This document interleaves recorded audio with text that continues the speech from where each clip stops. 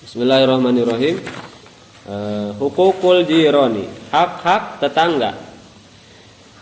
Yang dimaksud tetangga al-jaru man jawarat daruhu daroka ila arba'ina daron min kulli janibin walahu alaika hukukun.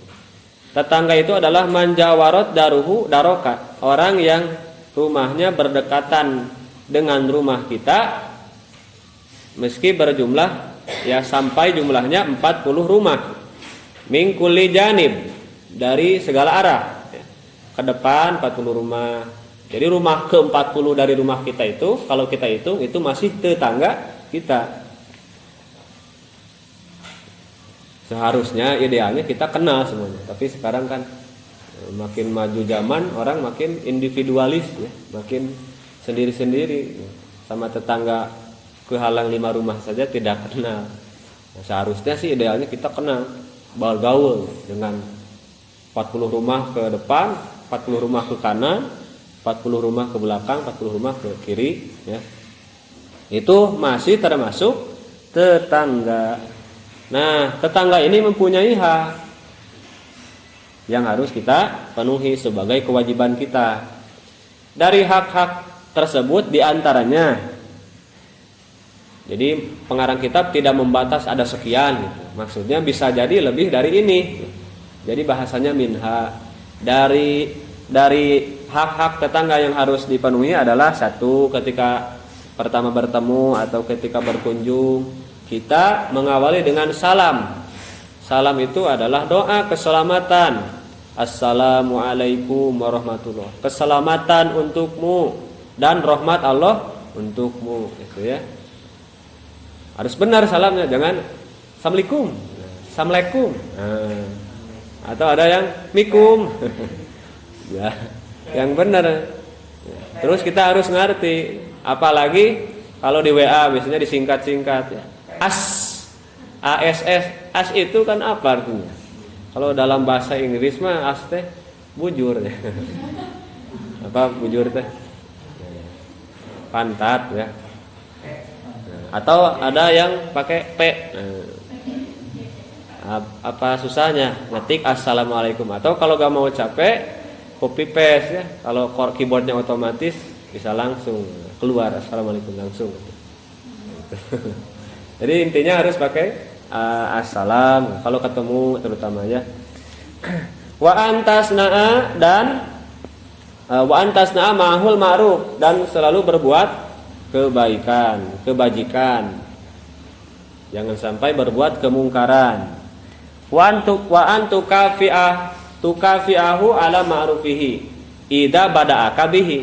Kalau dia atau tetangga kita yang lebih dulu memberi, maka kita harus tertuntut untuk balas memberi dengan semampu kita ya. Ada tetangga yang ngasih kita makanan, jangan keenakan, maunya terus dikasih tanpa kita ingin memberi gitu ya, ingin ngasih lagi. Itu.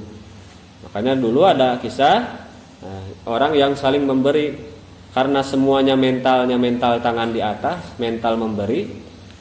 Meskipun sebetulnya bukan orang yang kaya raya, tapi ketika diberi bingkisan, diberi serantang makanan, ya, dia kasih lagi ke tetangga yang lain. Tetangga yang lain ngasih lagi ke tetangganya yang lain. Si A ngasih ke si B, si B ngasih ke si C. Akhirnya balik lagi, sampai balik lagi sama yang pertama ngasih. Itu luar biasanya. Kalau sudah seperti itu kan berarti ukhuwahnya sudah kuat ya. Jadi lebih sangat memperhatikan hak orang lain. Kalau zaman sekarang boro-boro hak orang lain yang kita penuhi, hak orang lain kita makan, dia makan. Nah itu bantuan untuk fakir miskin saja dikorupsi, dimakan sendiri, kan kebangetan. Dulu orang tidak terlalu kaya tapi bisa saling memberi, dan indah kalau hidup seperti itu. Jadi tidak menunggu diberi. Nah itu, wa antu addiya malahu alaika minal hukukil maliyah, membayar kewajiban kita atas apapun harta ya, yang menjadi hak tetangga kita.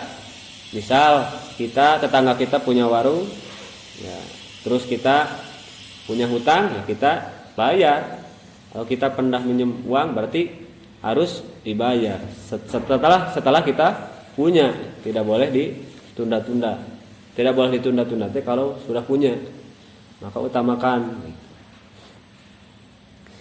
Atau hal-hal yang lain, misalnya kita pinjam barang atau gimana, kita pinjam sesuatu dari tetangga kita, harus ingat, bahkan harus dicatat bagusnya ya. Sekarang ada HP, bikin alarm atau notifikasi supaya ingat. Pas besok misalnya kita bikin di alarm, kan suka bisa ya diatur, di setting, balikin payung ke Biuli misalnya ya. Misalnya kita pinjam payung. Soalnya suka jadi masalah orang yang dipinjam itu, apalagi orang yang gak enakan, mau nagih malu ya, mau gak ditagih kita juga butuh kan. Akhirnya jadi dosa ya, karena kitanya yang lalai. Kalau lupa ya gak apa-apa. Tapi kan sekarang sudah ada pengingat, alat untuk mengingatkan banyak gitu. Atau kita kasih tahu teman kita atau yang ada di rumah, ini teh payungnya si Anu, nanti ingetin ya buat balikin gitu. Jangan yang di rumah, yang di dapur punya tetangga semua gitu. Gara-gara kita sukanya minjem nggak dibalikin.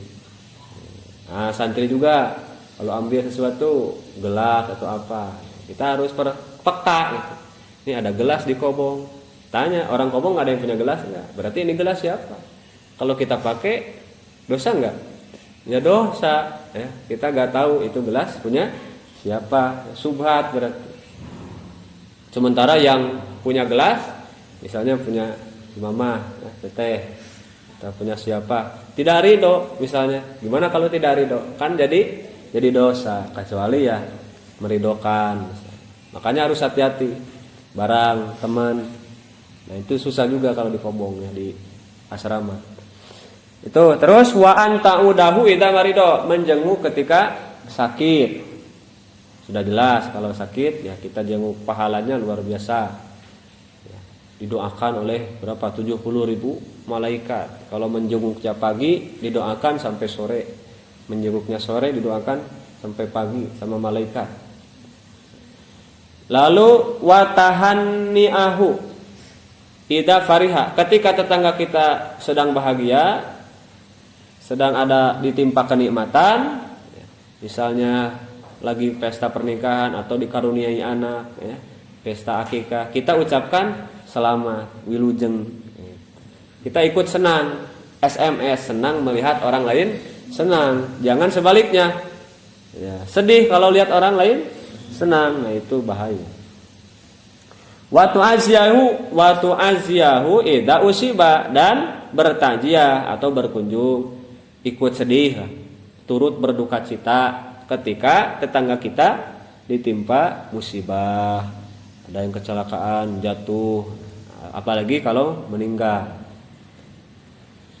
Lalu wa alla tata'ammadan nadro ila nisaihi walau kunna khadaman lahu, tidak menyengaja tidak sengaja, maksudnya tidak boleh sengaja untuk melihat kepada wanita-wanita tetangga kita. Bukan berarti tetangganya punya istri 4 misalnya. Itu sudah jelas, apalagi yang sudah punya istri. Termasuk anak, termasuk adik kakak, ya, termasuk bahkan tetangga, pembantu tetangga. Misalnya tetangga kita punya pembantu cantik, jangan kita godain terus. Jangan kita diliatin aja, jangan. Apalagi digodain, ya. Wa antasuru auratihi, dan jangan membuka, maksudnya harus menutup aurat, harus menutup aib-aib. Kalau tetangga kita punya aib, punya sesuatu yang berkaitan dengan kesalahan atau dosa, ya, aib, ya kita harus tutupi. Bukan berarti tidak diingatkan, ya. Maksudnya jangan disebarkan. Takutnya tetangga kita udah tobat dan kita yang jadi orang pertama menyebarkan kesalahan dia. Hati-hati, kalau kita menyebarkan kesalahan orang lain, kita jadi orang pertama contohnya yang gibahin seseorang yang berdosa. Ternyata kabar kita itu sampai ke kampung yang lain, sampai bahkan ke media sosial, dilihat, disaksikan oleh ribuan orang. Na'udzubillah. Ternyata orang yang kita omongin ternyata sudah tobat. Ketika orang yang berdosa sudah tobat, kaman la dan balah. At-taib kaman la dan balah. Orang yang bertobat seperti orang tidak punya dosa. Sementara urusan kita dengan Allah belum selesai. Ya, urusan kita dengan dia belum selesai. Sementara urusan dia, dosa dia sudah selesai, sudah dihapus. Dosa kita, dosa apa? Dosa membuka aib. Dosa menjelek-jelekan tetangga, menjelek-jelekan saudara. Itu terus menyebar.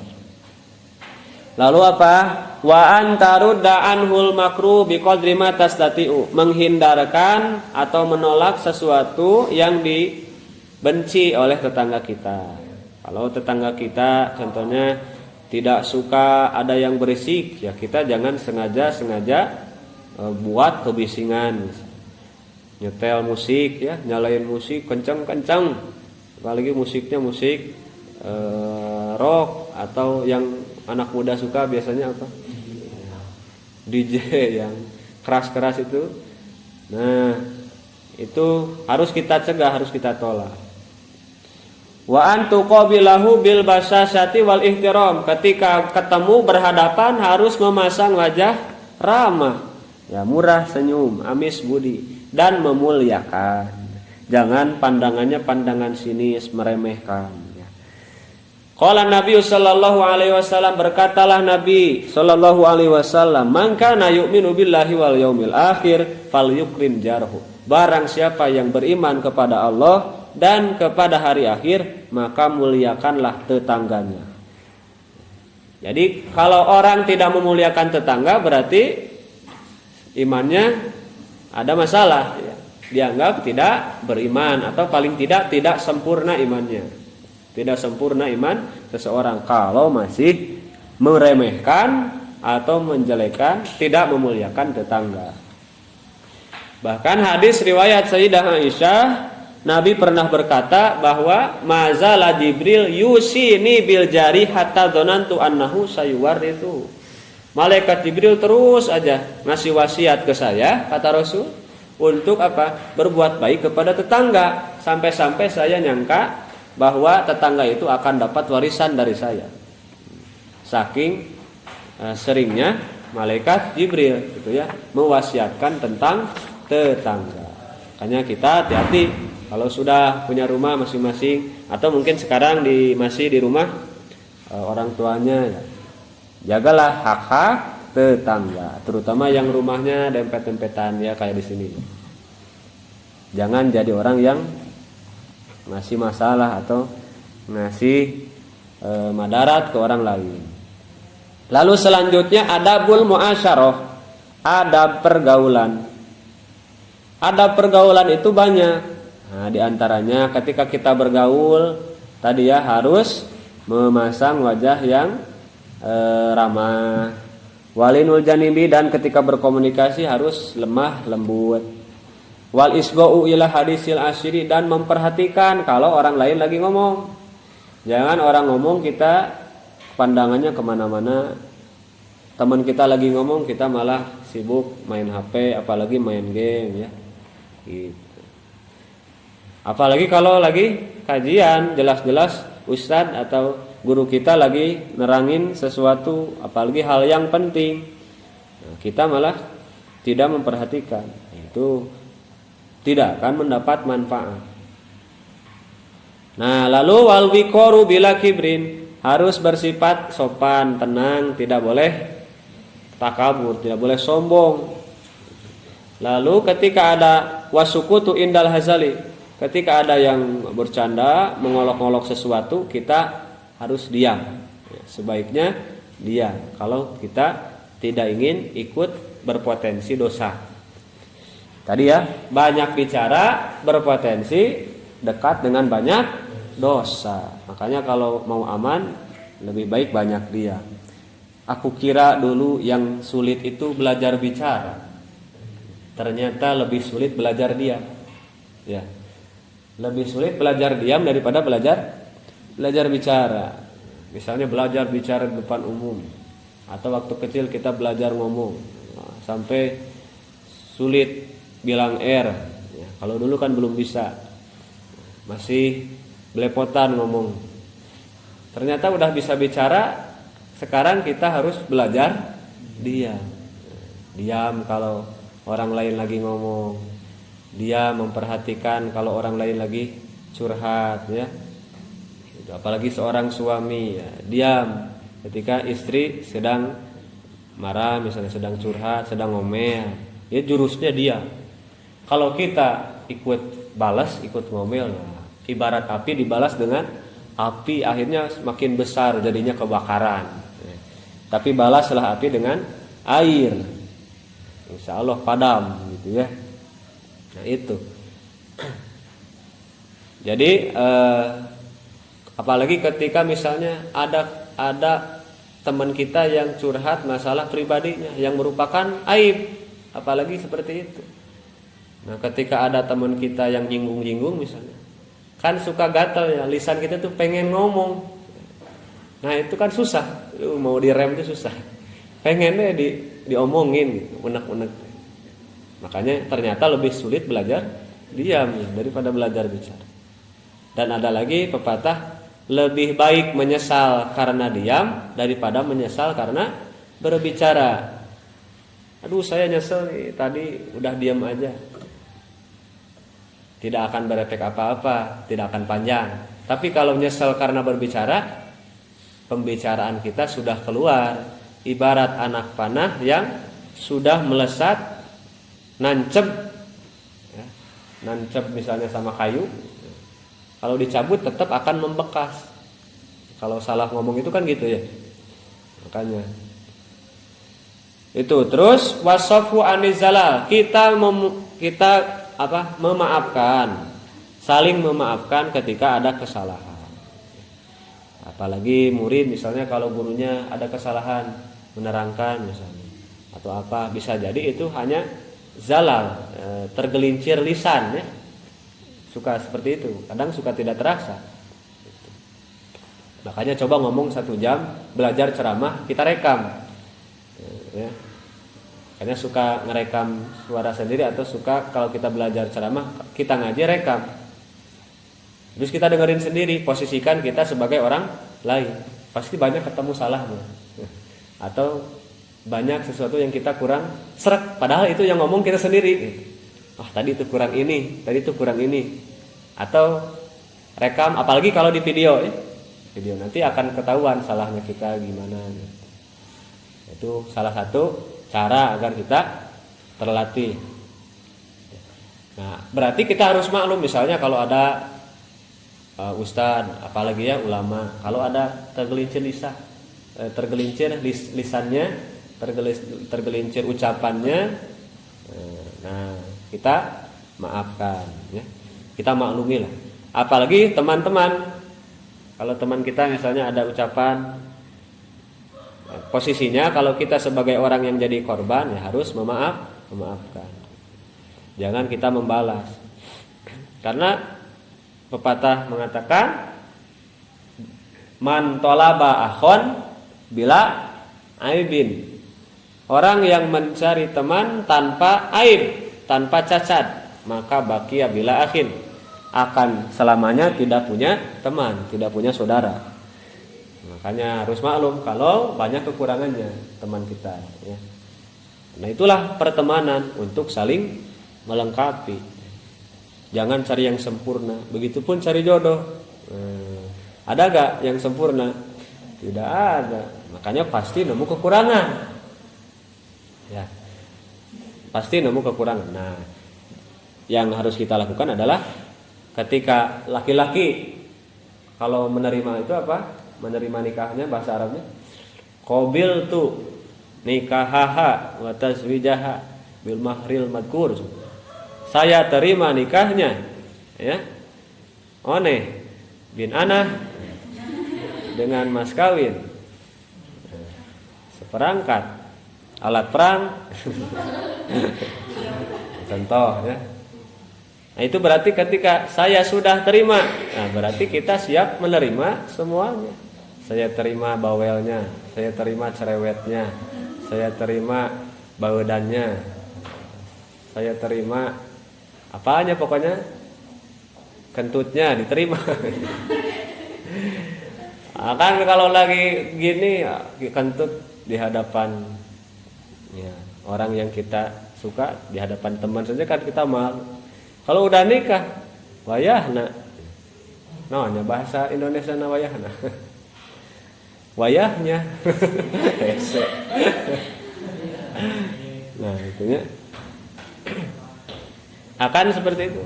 Ya, akan ketahuan kentutnya, ngoroknya, ngilernya dan sebagainya. Itu yang harus kita terima. Tidak ada yang sempurna.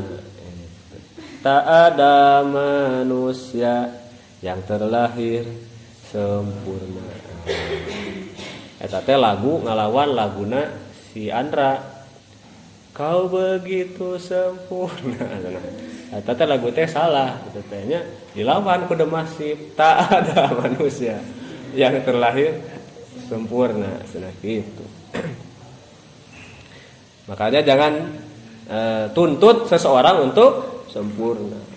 Orang tua saya mah gini, ya maklum lah. Jangan tuntut orang itu sempurna. Guru saya mah gini. Teman saya mah si Anu mah gini, si Anu mah gitu. Pernah nggak punya teman ya? Pas ngomong sama kita, dia bicarain kekurangan si A. Si A datang dia diam. Ya. Nah, terus si A pergi dia omongin. Si B datang dia diam. Si B pergi dia omongin si B. Insya Allah kalau kita pergi dia omongin kita.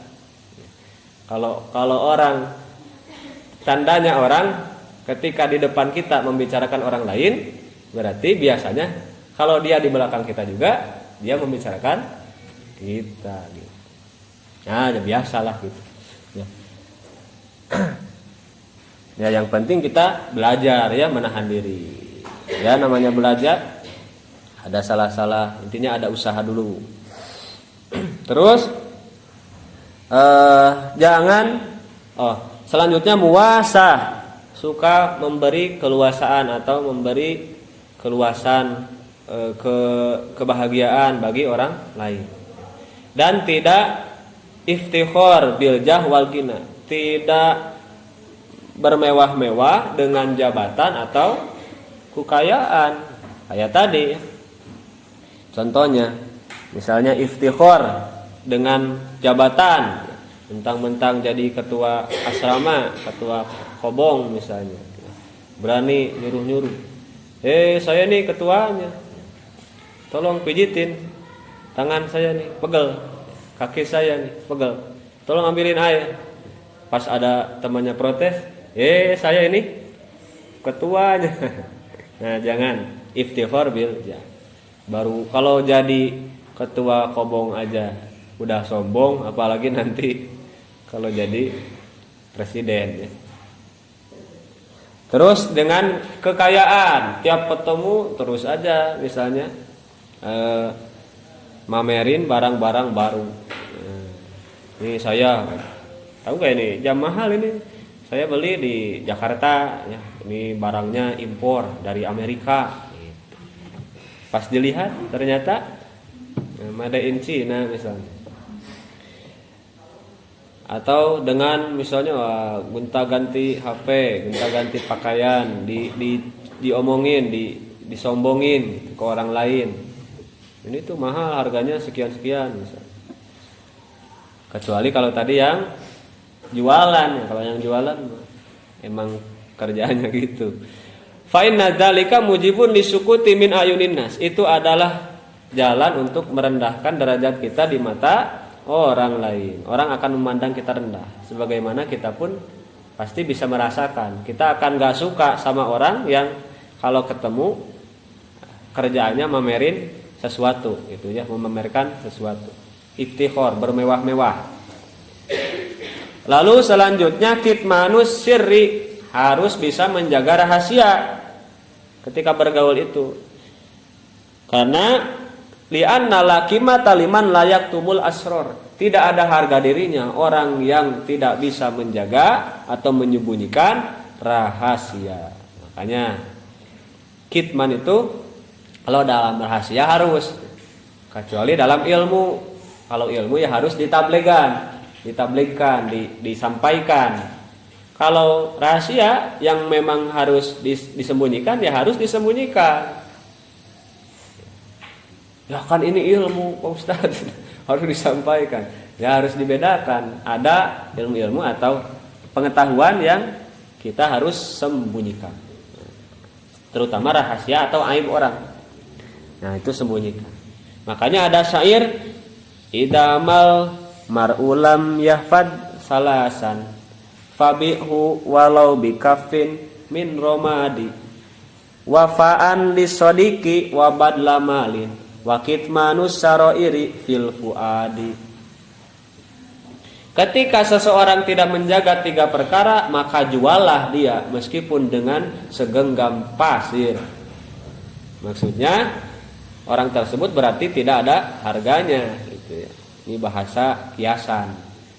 Jual aja orang kayak gitu, orang yang tidak bisa menjaga 3 perkara, meskipun dibelinya hanya dengan segenggam pasir, bukan sama uang. Saking tidak berharganya orang tersebut. Orang yang tidak menjaga 3 perkara, 1, orang yang tidak bisa menepati janji. Orang yang tidak bisa menepati janji, maka jadilah orang yang menepati janji.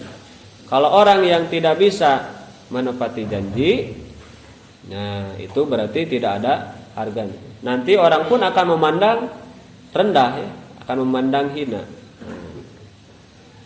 Terutama laki-laki, jangan pandai berjanji, pemberi harapan palsu alias PHP ya. Ya Neng, nanti 5 tahun lagi saya akan datang gitu ya. Nanti setahun lagi, nanti kalau ini. Hati-hati, perempuan jangan gampang di PHP-in. Jangan gampang diberi harapan ya. Nanti kalau nanti diabetes. Karena apa? Terlalu banyak makan janji manis. Kalau makan martabak manis kenyang, tapi kalau makan janji manis gak enak ya. Nanti sakit, yang sakit hati. Gitu. Maka tadi ya, ada 3 perkara yang 3 perkara yang tidak bisa digenggam. 1 air, genggam air nggak bisa. 2 udara, udara nggak bisa digenggam. Gas ya, angin tidak bisa digenggam. Nah yang ketiga adalah janjinya laki-laki tidak bisa dipegang, kecuali laki-laki yang jadi santri Al-Ihsan. Yes. Insya Allah. Laki-laki yang betul-betul mengamalkan kitab Taisirul Khalaq. Wabadala malin, dan yang kedua apa? Menyerahkan harta, maksudnya dermawan, gampang memberi. Kalau dipinta bantuan memberi, kalau dipinta iuran gak susah. Jadi santri dipinta iuran 5.000 susah, tapi jajan bakso tiap hari. Padahal iuran itu kan kalau di pesantren ya akan kembali kepada diri sendiri gitu. Kecuali kalau memang nggak punya, ya itu nggak apa-apa. Tapi harus juga sadar diri. Maksudnya kalau kita nggak punya uang, kita ada bahasa atau ada ada itikad baik, ngomong saya nggak punya uang, tapi saya siap lah kalau nanti acara jadi apapun juga, misalnya bantu apapun, misalnya kayak gitu. Terus yang uangnya banyak harusnya lebih. Misalnya ada teman kita yang bekalnya 100.000, ada yang bekalnya 1 bulan 1 juta, ada nggak di sini? Yang bekalnya 1 juta, nah, harusnya sadar, saya mah uangnya banyak, nih iuran saya dilebihkan, atau Ada kita tahu teman kita gak punya uang, kita talangin. Kalau punya uang harusnya gitu. Karena uang kita lebih banyak. Gitu. Kita lagi punya uang banyak, teman kita lagi gak punya uang, kita traktir. Gitu. Itu adalah teman yang baik, seseorang yang baik dalam bergaul. Jangan pelit. Dan yang ketiga, kitmanus saroir. Nah ini, menyembunyikan rahasia. Sahabat yang baik adalah sahabat yang bisa menjaga rahasia. Jadi kalau curhat sama si dia mah aman, karena jarang ngomong ke orang lain, tidak nyebar kemana-mana, tidak ember bocor. Terus bab selanjutnya al-ulfatu, ulfah, kerukunan, persahabatan. Ulfah itu adalah istilah yang maknanya al-istinasu bin nasi wal farahu biliqaihim. Ulfah itu ada ketika kita merasa nyaman ketika berkumpul dengan orang-orang dan merasa bahagia kalau kita ketemu orang tersebut. Berarti sudah terikat, sudah muncul ulfah. Ya. Sebab-sebabnya ada 5. 1, disebabkan oleh ikatan agama. Lianna kamalal iman yujibul atfa. Ya. Ketika sempurna iman, maka harus ada rasa kasih sayang. Kasih sayang sesama agama, sesama Islam, sesama muslim. Itu sudah jelas. Wabil mu'minina ikhwana. Sesama muslim itu bersaudara. Maka ketika diikat oleh aturan, muncullah rasa ulfah, rukun. Kita senang kalau ketemu sama dia karena sudah satu ikatan. Ya. Lalu yang kedua, nasab. Ulfah dengan nasab. Biasanya li'annal insan yahnu ala aqrabihi. Manusia itu condong kepada kerabatnya. Mau misalnya kalau pesantren, ya, biasanya lebih tenang kalau di dekat pesantren itu ada saudaranya, gitu. Nah, di sini aja biar dekat sama si anu. Karena itu berarti kecondongan manusia yang condong kepada kerabat. Kalau bahasa Sunda, ayah paku kumaha lamun aya nanaon cenah gitu. Kalau kerabat, itu ikatan secara nasab. Wa yatawaddadu ilaihim, dan biasanya ada rasa sayang yang lebih kuat kepada aqrib, kepada kerabat atau kepada seseorang yang mempunyai nasab yang dekat dengan kita. Apalagi adik kakak. Meskipun suka berantem tiap hari, misalnya suka ribut terus, tapi kalau ada ikatan nasab, kalau ada apa-apa misalnya sama adik kita atau sama kakak kita, ya kita kan ikut gak enak, ikut sakit hati. Itu adalah fitrahnya seperti itu. Umumnya seperti itu. Wa yakuful adza anhum, dan dengan mencegah menyakiti kepada aqrib. Biasanya saling menjaga, harus saling menjaga antar kerabat. Kama qala Nabi sallallahu alaihi wasallam, seperti Nabi Muhammad telah bersabda, innar rahima idza tamasat ta'ataqat. Orang yang bersaudara, kerabat itu, saudara itu yang mempunyai hubungan nasab, ya, ketika bertemu ta'ataqat, saling menyayangi. Misalnya ada adik kakak sudah nikah dua-duanya, sudah beda keluarga, beda rumah. Yang satu berkunjung, kita misalnya dikunjungi oleh kakak kita yang udah nikah. Dia bawa oleh-oleh, bawa apa dari kampungnya. Kita juga kasih suguhan, ya, di rumah. Itu ta'atofat, bentuk saling menyayangi. Dan ketiga, sabab ulfah itu adalah musoharoh, karena besan. Li'annal insan, karena sesungguhnya manusia, idza ahabba irsahu ahabba kullaman yamtani ilaiha. Sesungguhnya manusia idza ahabba, ketika mencintai irsahu, kepada istrinya atau kepada pasangannya, maka ahabba kullaman, maka akan mencintai setiap orang yamtani ilaiha, yang berhubungan dengannya.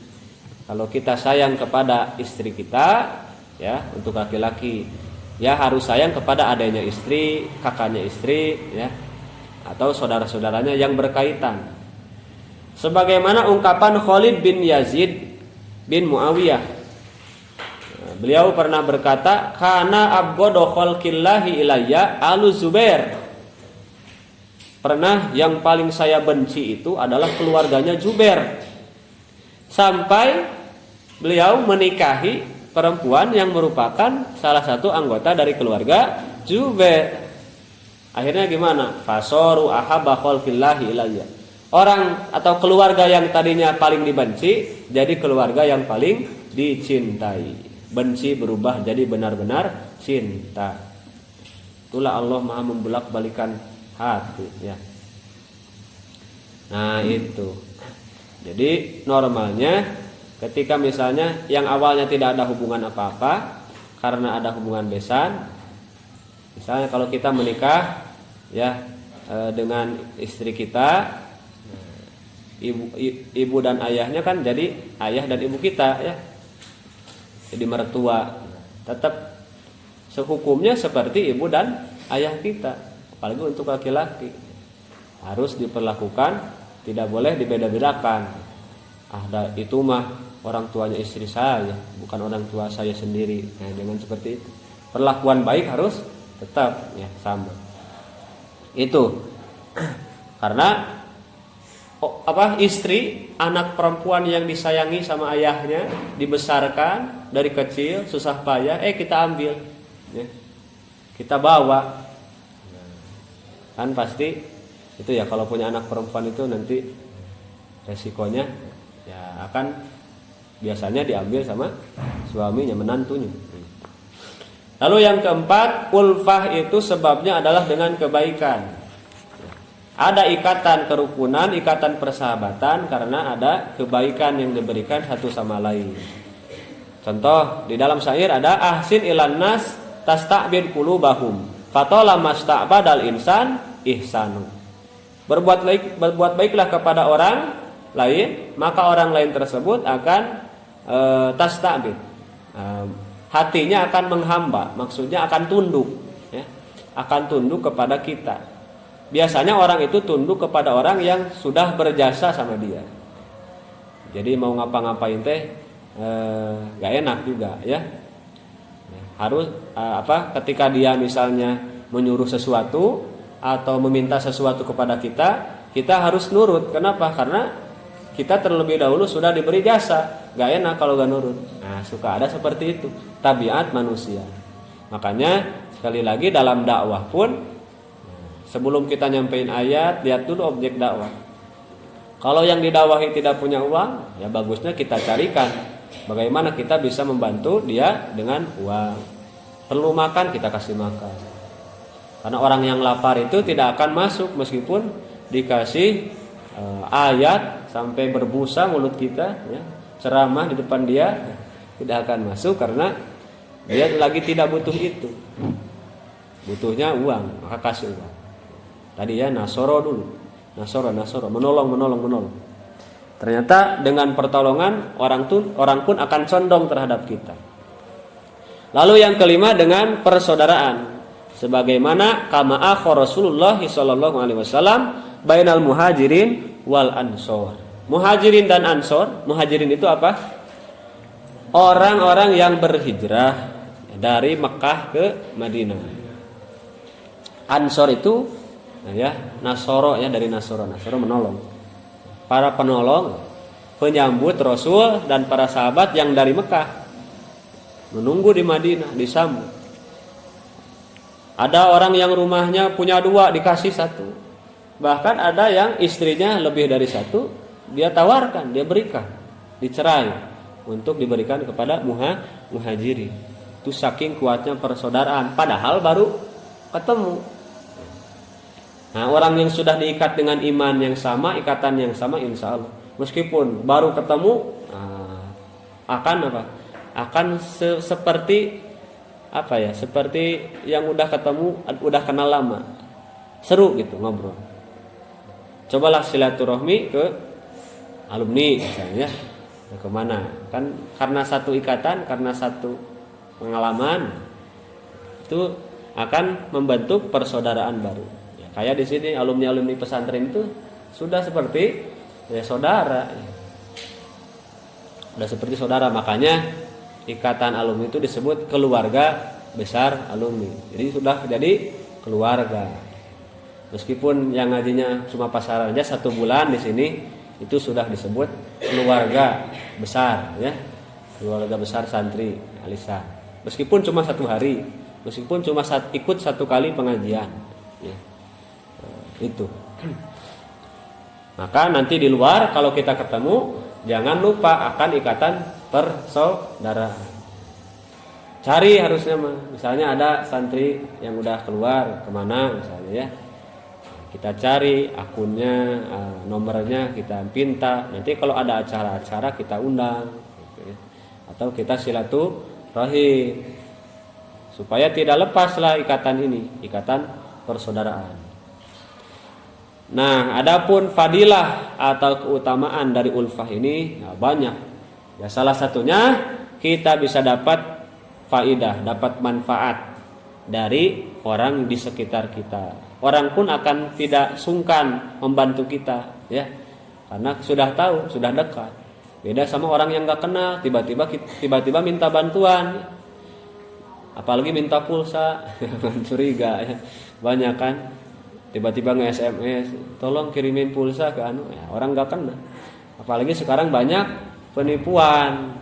Makanya kalau nggak kenal ya hati-hati. Tapi dengan kita ikat dulu, ya, dengan kenal dulu, bangun ulfah dulu, ya, bangun rasa ulfah dulu, maka mau apapun kita akan gampang, akan banyak manfaatnya. Dengan siapapun, punya teman dokter misalnya, ya, atau punya sahabat dokter, kan kalau mau berobat enak, ya, mungkin bisa didiskon juga, ya. Atau gimana?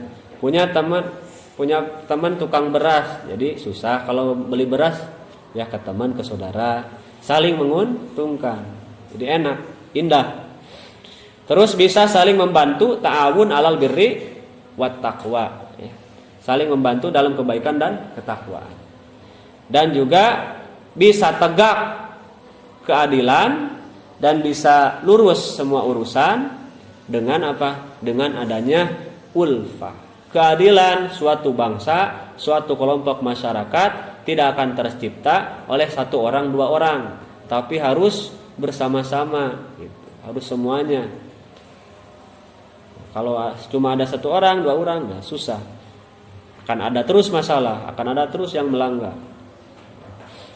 Qala Allah Ta'ala wa'tasimu bihablillahi jami'a wa la tafarraqu. Surat apa? Ali Imran ayat 103. Pegang teguhlah tali Allah semuanya dan janganlah kamu berpecah belah. Nah, itu. Tali Allah itu apa? Ada yang mentafsiri agama Allah, ada yang mentafsiri Al-Qur'an. Ya. Intinya bersama-sama dalam satu tali.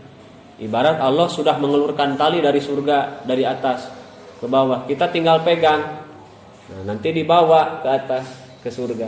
Nah, kalau kita lepasin, jatuhnya ke neraka. Nauzubillah.